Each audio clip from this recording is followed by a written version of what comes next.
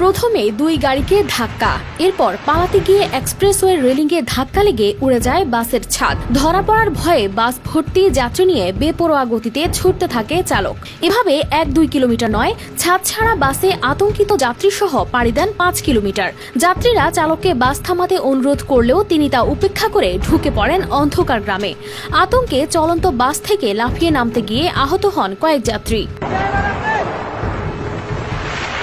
বৃহস্পতিবার রাতে ঢাকা মাওয়া এক্সপ্রেসওয়ে শ্রীনগর এলাকায় ঘটেছে এই অবিশ্বাস্য ঘটনা। ওয়ালটন আবারও মিলিনিয়ার অফারে ওয়ালটন ফ্রিজ কিনে আপনিও হয়ে যেতে পারেন মিলিয়নিয়ার। বাসটির নাম বরিশাল এক্সপ্রেসওয়ে। যাত্রীরা জানান, বাসটি প্রথম ধাক্কা দেয় একটি মাইক্রোবাস ও একটি কভার্ড ভ্যানকে। এরপরই চালক পিছনে পুলিশ ও সেনাবাহিনীর গাড়ি দেখতে পেয়ে আরও ভীত হয়ে পড়েন। সমসপুর এলাকায় রেলিংয়ে ধাক্কা খেয়ে বাসটির ছাদ উড়ে যায়, তবু থামেননি চালক। আতঙ্কিত যাত্রীদের মাথার উপর তখন ছাদ নেই, কেবল খোলা আকাশ। সেই অবস্থাতেই চালক 5 কিলোমিটার বাস চালিয়ে নিয়ে যান অন্ধকার সড়কে। পদ্মা সেতু না পেরিয়ে ঢুকে পড়েন পাশের গ্রামের রাস্তা ধরে কুমারভোগ এলাকায়।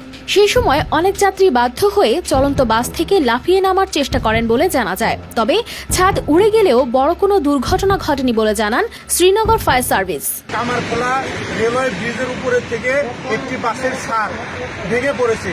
সেই ছাদটি ভেঙে পড়তে পড়তে সমস্ত যাত্রী ছাদের কাছে এসে ছাদটি ভেঙে পড়ে যান্ত্রিক ত্রুটির কারণে, এবং সেই বাসটি ওজন স্টেশন মাওয়া ওজন স্টেশনের কাছে হাইওয়ে পুলিশ আটক করে।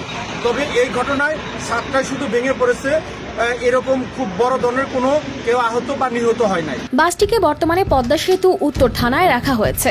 চালককে ধরার অভিযান চালানোর পাশাপাশি আইনগত ব্যবস্থা প্রক্রিয়াধীন রয়েছে বলে জানায় পুলিশ। News desk, RTV।